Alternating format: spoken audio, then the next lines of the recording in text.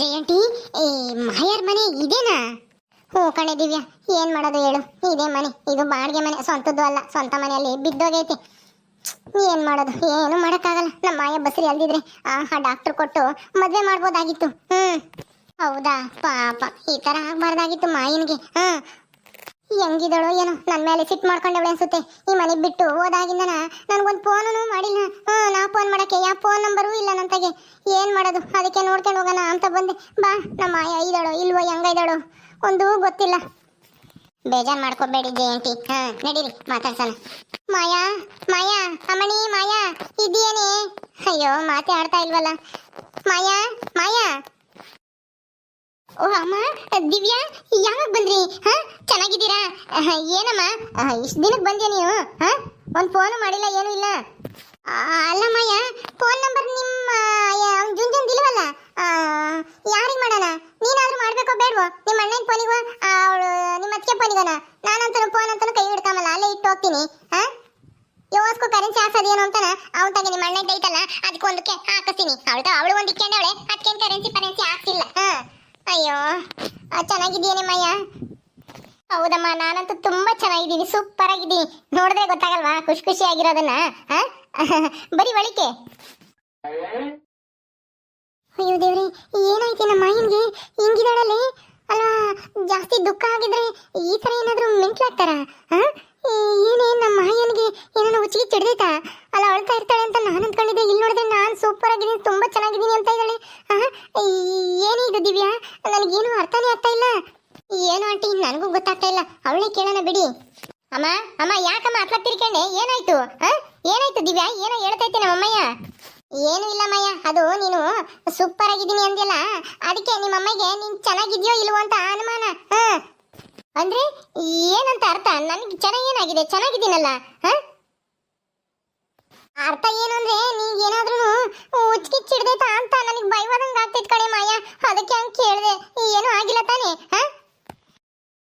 ಅಮ್ಮ, ನನಗೆ ಯಾಕೆ ಹುಚ್ಚಿಡುತ್ತೆ? ಯಾಕೆ ಹಿಂಗ್ ಮಾತಾಡ್ತಾ ಇದ್ಯಾ? ನೀನೇ ನಮ್ಮಮ್ಮಯ್ಯನ?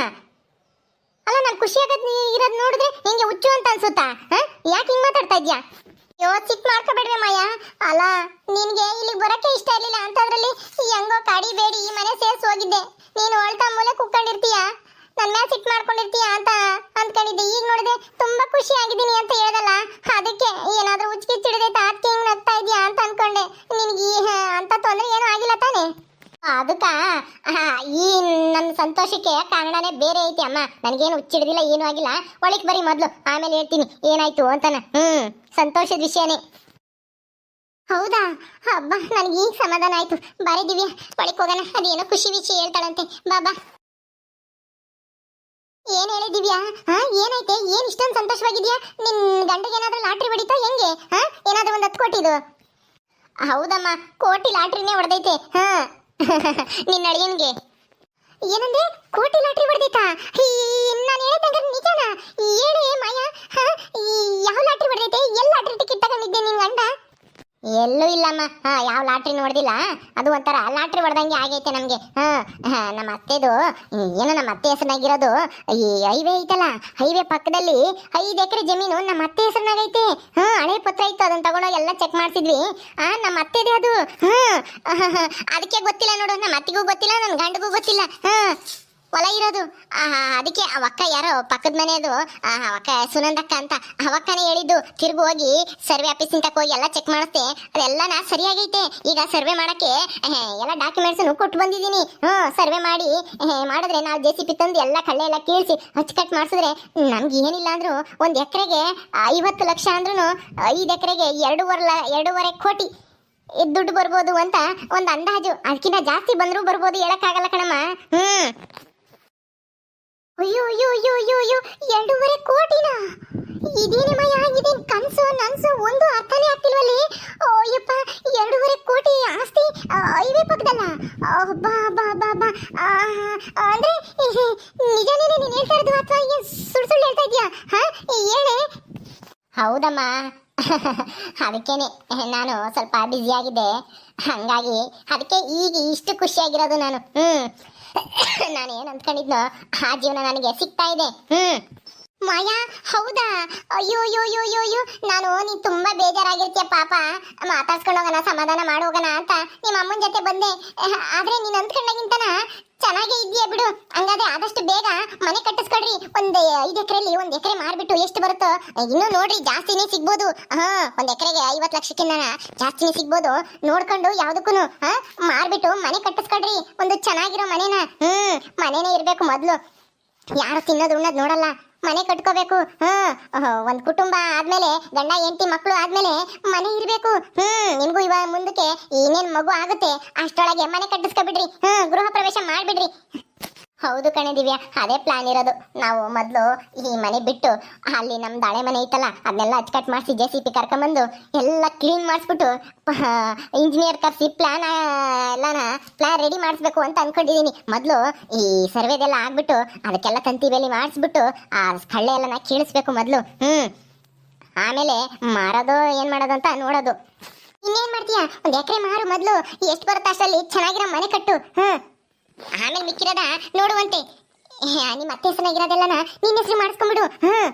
ಹೌದು ಕಣಿಮಯ್ಯ, ನಿಮ್ಮ ಅತ್ತೆಗೆ ಏನು ಗೊತ್ತಾಗಲ್ಲ, ನಿನ್ ಗಂಡಗೂ ಬುದ್ಧಿ ಇಲ್ಲ. ಆಮೇಲೆ ಯಾರಾದ್ರೂ ಮೋಸ ಮಾಡ್ಗಿಡ್ಯಾರು ಗೊತ್ತಿರೋಂಥವ್ರು, ಆದಷ್ಟು ಬೇಗ ನಿನ್ನ ಹೆಸರು ಮಾಡಿಸ್ಕೊಂಡ್ಬಿಡು. ಅಯ್ಯೋ ಅಮ್ಮ, ನನ್ನ ಹೆಸರು ಮಾಡು ಅಂದ್ರೆ ಮಾಡ್ತಾಳ ನಮ್ಮತ್ತೆ, ನನ್ನ ಗಂಡ. ಸುಮ್ಮನೆ ಆಮೇಲೆ ನಾನು ಮೋಸ ಮಾಡ್ತೀನಿ ಅಂತ ಅನ್ಕೊಂಡ್ರೆ ಅದಕ್ಕೆ ಏನು ಬೇಡ, ಸುಮ್ಮನಿರು. ಏನು ಯಾರಿಗೂ ಹೋಗ್ಬೇಕಾಗೈತೆ ಹೇಳು? ನಮ್ಮತ್ತೆ ಆದ್ಮೇಲೆ ನನ್ನ ಗಂಡಿಗೆ ಬರುತ್ತೆ, ನನ್ನ ಗಂಡಿಗೆ ಬಂದ್ರೆ ನನಗೆ ಬಂದಂಗೆ ತಾನೆ. ಬಿಡು, ನನ್ನ ಹೆಸರಿಗಿದ್ರೇನು ನಮ್ಮ ಅತ್ತೆ ಹೆಸರಿನಾಗಿದ್ರೇನು ಒಟ್ಟಿನಲ್ಲಿ ನಮ್ಮದೇ ತಾನೇ ಆಸ್ತಿ. ಬಿಡು, ಅದ್ರ ಬಗ್ಗೆ ತಲೆನೇ ಕೆಡಿಸ್ಕೊಂಬಕ್ ಹೋಗ್ಬೇಡ. ಇನ್ ಯಾರಿಗೂ ಅದ್ರ ಮೇಲೆ ಒಕ್ಕೆ ಇಲ್ಲ, ಯಾರು ಏನು ಮಾಡಕ್ಕಾಗಲ್ಲ. ಇಷ್ಟು ವರ್ಷನೇ ಯಾರು ಏನು ಮಾಡಕ್ಕಾಗಿಲ್ಲ, ಈಗ ಯಾರು ಏನ್ ಮಾಡ್ತಾರೆ ಹೇಳು? ಅಲ್ಲ, ಹೆಂಗನಾಗ್ಲಿ ನಿನ್ನ ಹೆಸರಿನಾಗಿದ್ರೆ ಚೆನ್ನಾಗಿರುತ್ತೆ ಅಂತಾನ. ಸದ್ಯ ನನಗಂತೂ ತುಂಬಾ ಹಾಲು ಕುಡ್ದಷ್ಟು ಸಂತೋಷ ಆಯ್ತು ಕಣೆ ಮಾಯಾ, ನಿನ್ನ ಈ ವಿಷಯ ಕೇಳಿ, ಆಸ್ತಿ ವಿಷಯ ಕೇಳಿ. ಅಂತೂ ಇಂತೂ ನೀನು ಕೋಟ್ಯಾಧೀಶ್ವರಿ ಆಗ್ಬಿಟ್ಟೆ.